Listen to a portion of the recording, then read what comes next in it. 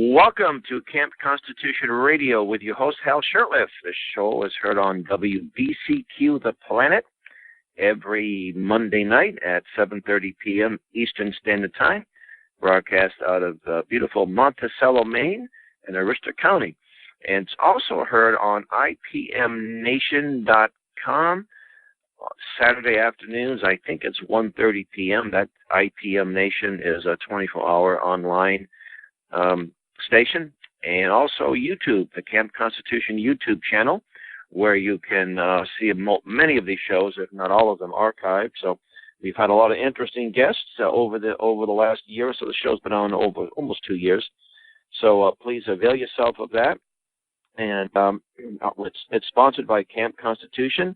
Please visit our website, campconstitution.net, and you'll find some great information, especially the Sam Blumenfeld archives, and visit our YouTube channel where you can find, in fact, you will find the very most recent presentation by Dr. Duke Pesta, who was on our Speakers Bureau, speaking in Massachusetts, and he actually spoke at where we have our camp, Tolanippi Christian Retreat Center, last night, I should say yesterday afternoon. And we're going to be talking a little bit about that. I've got my co-host. How's that, Dr. Kishore? How are you doing? Well, thank you. Thank you for getting me onto the show. See, I'm calling you a co-host now. So you've been on so many times that you're no longer a guest. You're a co-host. So put that on your resume along with your, 25 degrees in medicine and everything else you've done. Yeah, Dr. Kishore, he's been a guest before, and hey, that rhymes. He's also a Camp Constitution instructor and a Camp Constitution member of our Speakers Bureau. And Doc has been hanging out with me. He's been attending a lot of these funk presentations, and I want to get your comments or your reaction to the Dr. Duke's presentation, Duke Pesta's presentation on Common Core Saturday, because you were pretty floored. This when you thought you heard it all. So give the millions of listeners your reaction to this and what really hit you the hardest. Well, Hal, I think Dr. Pesta is remarkable. I think he assembled a lot of information that is not readily available. It is hidden and somewhat obscured by the mainstream media as well as the people that be in politics and management. That's how, when you make it obscure, that's the best way to steal, I guess, or corrupt or do things that are not right. Anyway, I think Dr. Pesta has done a remarkable job of assembling so many disparate points that we need to know. And he condensed it into a beautiful hour-and-a-half lecture with very telling points. And that hit home very well when I listened to him on Saturday at the Mattapan Public Library. It was a telling moment. I could see the same wheels are grinding in medicine, are also grinding in education, in other areas of human endeavor, social life, society. And the telling points are, as you asked me to relate, number one, catch 'em young. And when you say catch 'em young, we're not talking about teenagers. We're talking about kindergarten. That's right. I think the age groups have dropped all the way down to 5, 6-year-olds. And when Duke had the national sex standards, this would be the Common Core sex standards. You can find that online too. It's not some hidden document that someone got illegally, and made available for a short time and then hid again. But the standards that are promoted by Common Core, 5 years old, at 7 years old, they have to be able to demonstrate certain things and teach certain things. And he pointed out very succinctly that at that age, the brain is not developed enough. It's indoctrination. It's brainwashing. When you tell a 7-year-old, identify different families and different types of families and how you respect them. And so the idea that mommy and daddy is just one family, then you have two men living together, two women, two transgenders, two women unmarried, on and on. And all of these people in the eyes of the Common Core Marxist, socialist, are the same. In many cases, they're better. The homosexual family is even better, so-called family. Two men living together is a legitimate family in the eyes of the Common Core people. And then he said something interesting. He said, no, they don't have health classes at this age. Where do you teach this in elementary school? They don't have biology yet. You teach it in the math and in the English. You weave it in.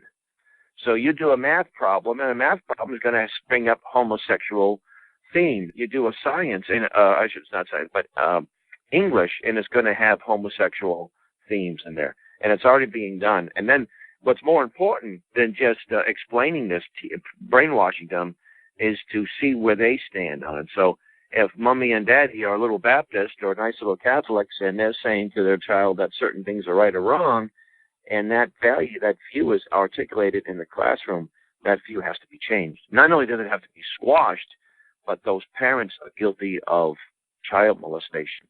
With words like Common Core, which seems like a pretty innocent name, is hidden a much bigger agenda.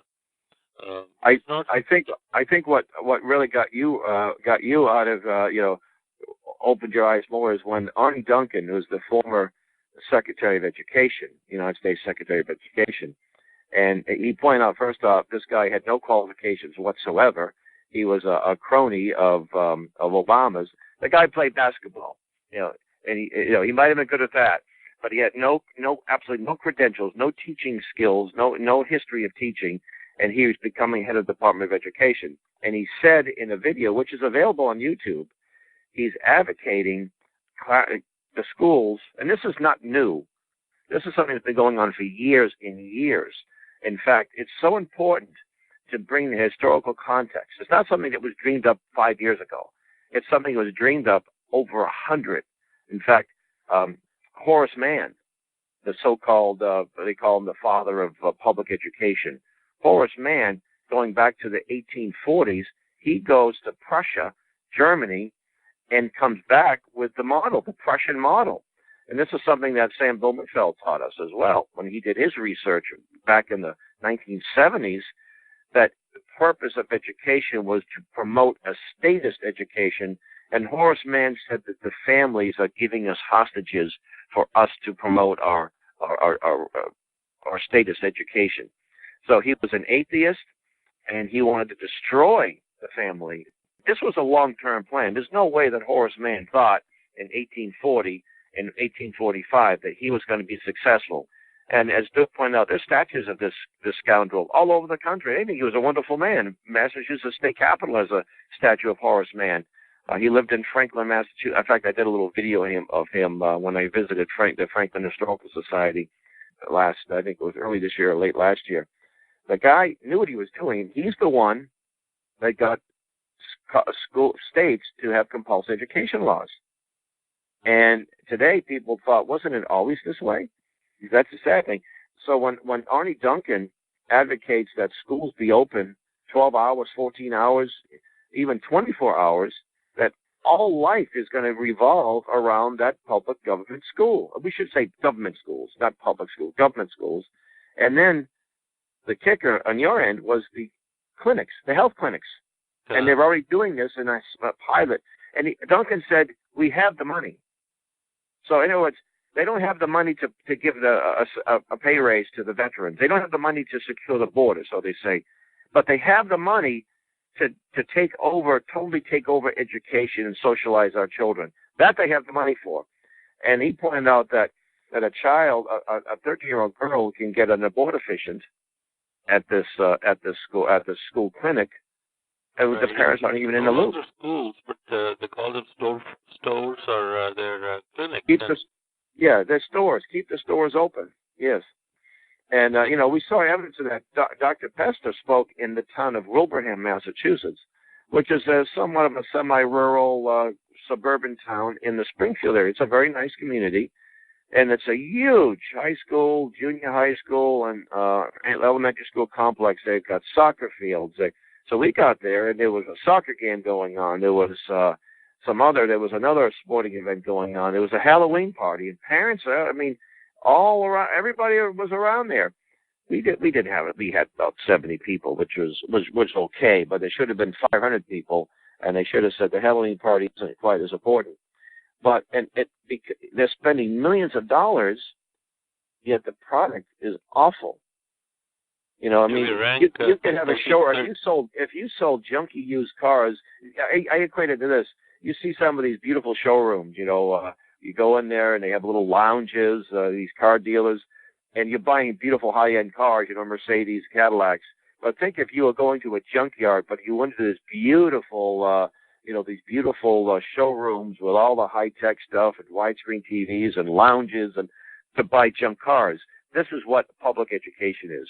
It's like a goblet filled to the brim with spit, and I think the most important thing that anyone can take out of a Duke PESTA presentation, well, there's two things. One of them, several, but one of them is the Common Core, the bad results is exactly what they want.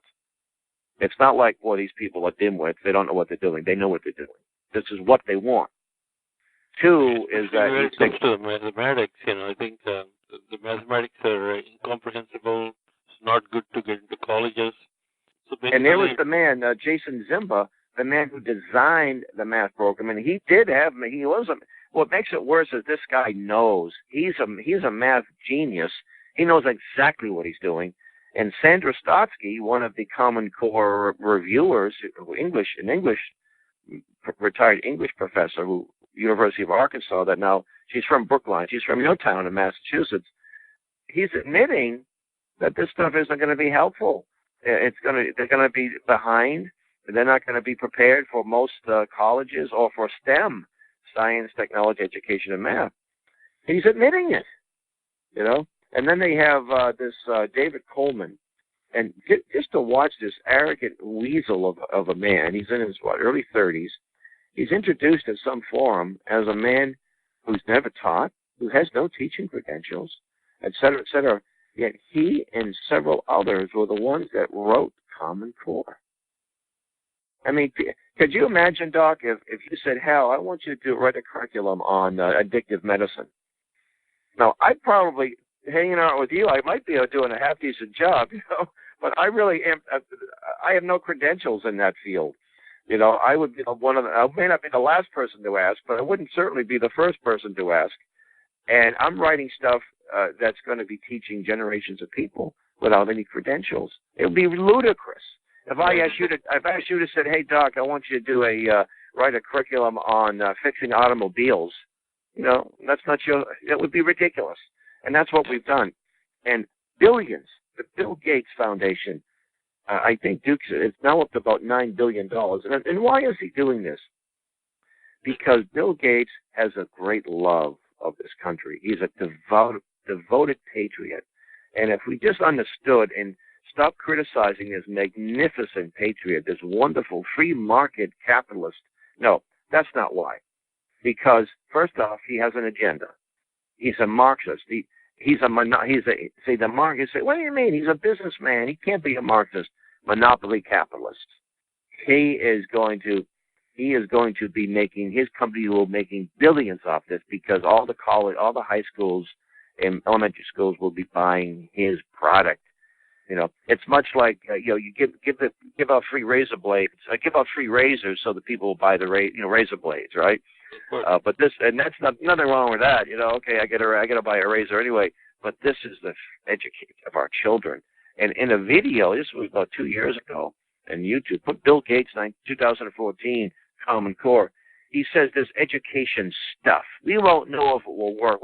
We won't know for another 10 years if it will work or not. Well, we know he knows it's designed to fit, and the bottom goal. And so 10 years from now, say, oh, gee, I guess it didn't work. Oh, well, back to the drawing board. We just have to have more control.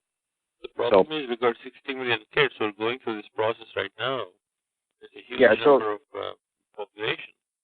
Yeah, so, and of course, a lot of good people there's a lot of people out there against Common Core, fighting Common Core, and they think somehow if they got Common Core, the government schools, that everything would be all set, be right. But Common Core is just part of a much bigger problem. And I'm glad to hear that Duke PESTA is saying to people, get your children out of those government schools as fast as you can.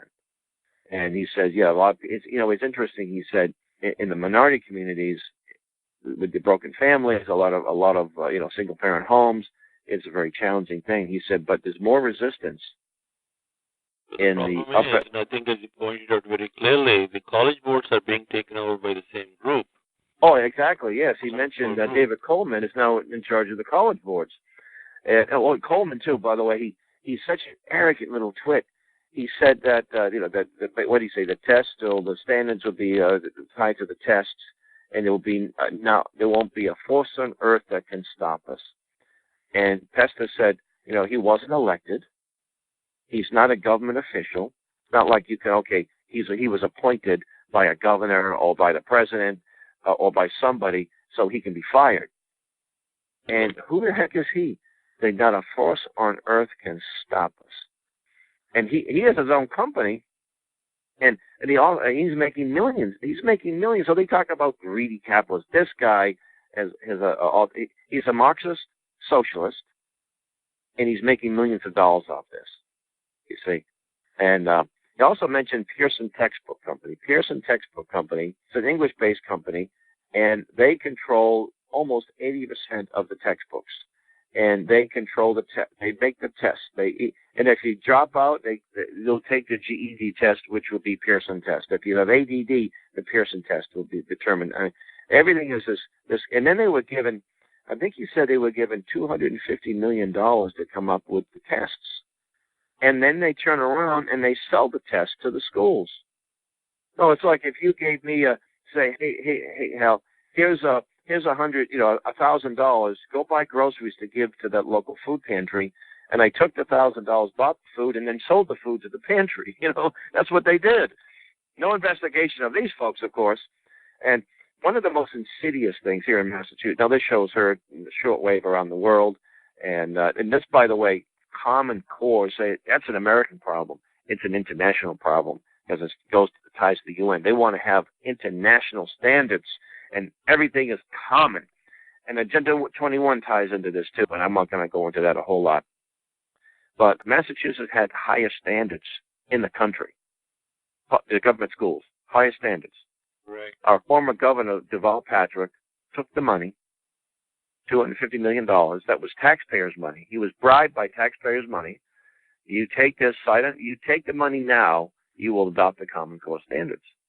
And he did. And there was no vote. There was, and the money was used. It was gone.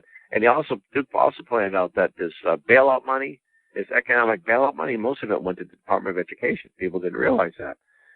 But to implement this Common Core. And I heard Duke say also, Sandrostowski said this, I think, that if Massachusetts was a country unto itself, yeah, we had the highest standards in the world. We would be somewhere like fifth. We would be the top in the top 5 in the world. So it wasn't just the best it was by far the best, and we turned around and we made it one of the worst. Thank you, Deval Patrick. And most people have no idea that this happened. And when you tell parents this, their eyes glaze over. Oh, but we have a good soccer team. Oh, but the computers are upgraded. They have no idea. So anyway, I probably talk more than you have. I want to. Doc, you're going to be on a speaking tour for us, you and Reverend Kraft, next month. Actually, next month. Today's October 31st, so it'd be in 2 weeks. Up in Maine. If people listen to this show somewhere in the United States or even other parts of the world, as long as you can deal with a English Hindu accent, I think you'll be okay, right? Unless you're in India, you can go to India and do a presentation there, but I don't know if you're interested. But the topic is the drug card and the race card, a deadly hand. And I'm very glad that you and Reverend Kraft, and I kind of late notice, I put a call to Reverend Kraft. I was going to do this show. This show was recorded usually a day in advance, and we were planning to stay at Tolanipi and do the show there where Duke spoke, but he changed his plans, so I didn't have a lot of time to prepare the show and get the Reverend Kraft on. I wanted to have Reverend Kraft on, too. But you got a chance to meet Reverend Stevie Kraft, who's been a regular sort of a guest host on our show. And I'm glad that you got a chance to connect because you look at the inner city and the drug issue and the fact that Reverend Kraft had been a recovering heroin addict. So I think it's a good 1-2 combination that a lot of people without opportunities and they're taking advantage. So you're going to give a presentation on the drug problem in Maine, and then Reverend Kraft's going to deal with the race issue. And it's not like Maine has a serious race problem, but they play the race card anywhere. And of course, they went after the governor of Maine, and you have been sort of become an unofficial advisor to Governor LePage on the drug issue. And he said a few things, and next thing you know, he said a few things that were absolutely true. He might have said them in a way that didn't, in a politically incorrect manner. He simply said something to the effect that the vast majority of people dealing drugs out of state are people who are black and Hispanic. That's not racist when you point something out that's true. It's an unfortunate truth, and it doesn't mean that all blacks are drug addicts or all Hispanics are drug addicts. No, he probably didn't even need to say that. I think if that's true, which obviously just by the documents it is, then the people in those communities need to deal with that. But they also, and as Reverend Kraft said, there's a demand. The black people aren't coming to Maine to sell drugs because they have nothing else better to do, because they're making money selling the drugs, and that's what's happening. The drug issue. And talk a little bit about the drug issue here in the United States, and we get about 15 minutes left. So give us a preview of what you're going to talk about. How's that? That's what I mean. Right. I think it's consuming many townships and cities, and it's spreading like a wild epidemic. It's not just an epidemic; it's a pandemic. Many people are getting affected. Drugs are pouring in from across the different areas, as well as that's one problem. The other problem is the treatment modalities that are being adopted are inadequate, if not totally harmful to the people who are going onto these treatment programs.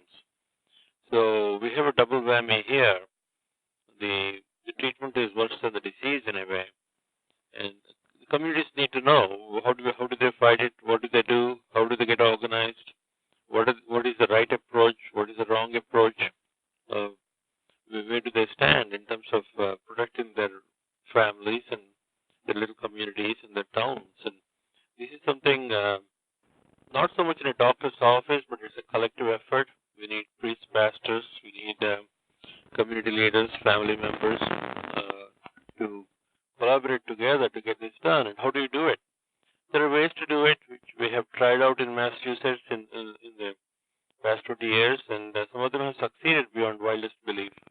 So I'll be touching upon the experiences in Massachusetts, how they could be adopted to Maine or other communities, and what are the tips of the trade? How do we do it? How do we safeguard our children?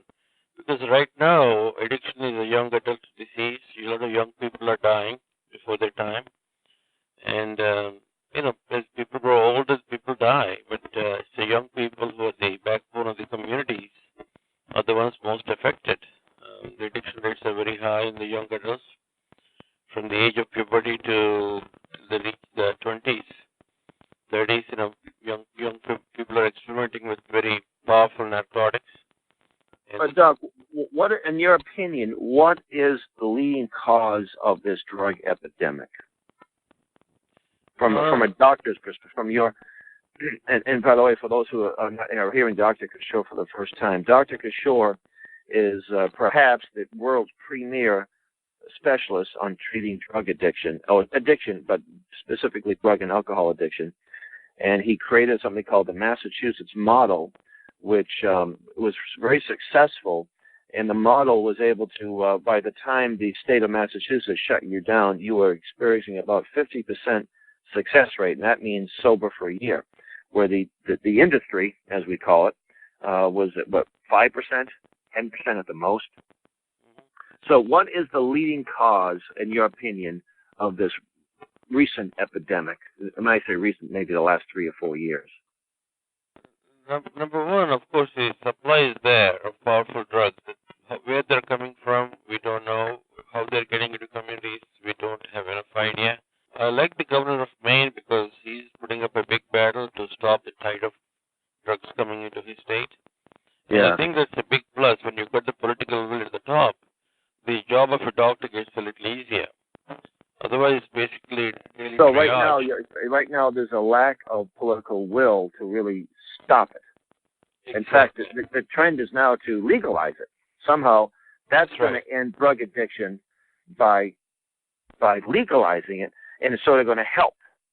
And I know that that's the libertarian approach, and I can respect a lot of their views, but I just I'm not a big advocate of the so-called war on drugs. Is more of a war on American people. I mean, there's some slob that's selling a couple of marijuana cigarettes to make ends meet is not the problem, and not the person. They're going after people like that. Meanwhile, the big distributors, in some cases nations, Cuba, and you mentioned South Africa, now that it's a communist country, and others, they're the ones that are bringing it in. I actually think all this recent making Cuba now our good friend and establishing diplomatic relations is opening up more drug channels into this country, illegal drug channels. Drugs have always been there from times immemorial. Biblical times, we call it pharmakia, sorcery, black magic. Drugs have always been there, but it's always the battle versus good versus the evil. We have the battles, we have to be well informed, otherwise the evil will take over. We have seen that happen in 1914 when we sold heroin over the counter to anybody and everybody who wanted it. It's a legal drug. Then what happened in 1914? We found that the vast majority of the country was under the influence of heroin. So we passed laws to banish heroin from the shores of the USA. And then suddenly the society got better. It's painful. The prohibition in general does not work. We need prohibition, not a good solution. We cannot, people will automatically go to the easier ways of bootlegging.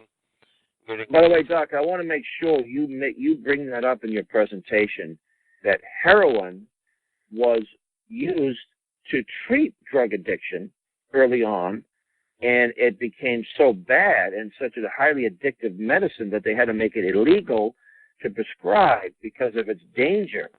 And that's the problem, people. And that was pure heroin too. That's not the stuff they get in the street today that's watered down by 2,000%. Right.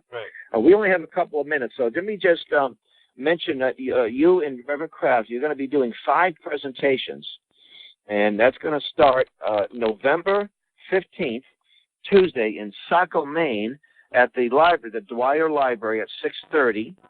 Then Wednesday, you'll be in where your library will be opening in Waldoboro, at the American Legion Hall. And by the way, you visit our Facebook page, Camp Constitution Facebook page, and these events are there with the times and contact information.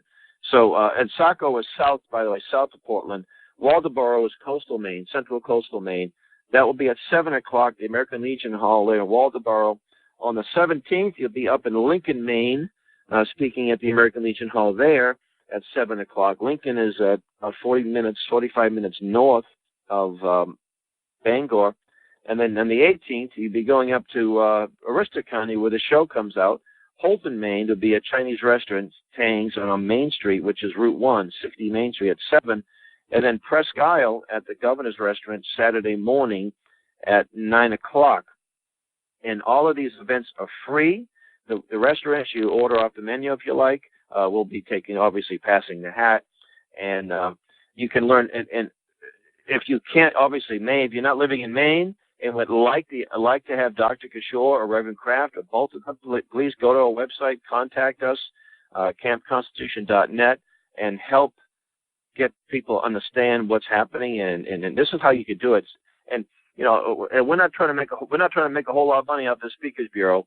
You call us and say, hey, we'll cover your travel expenses and pass the hat, and if it works, it works. So anyway, we're running out of time. Doc, I want to thank you so much for being on.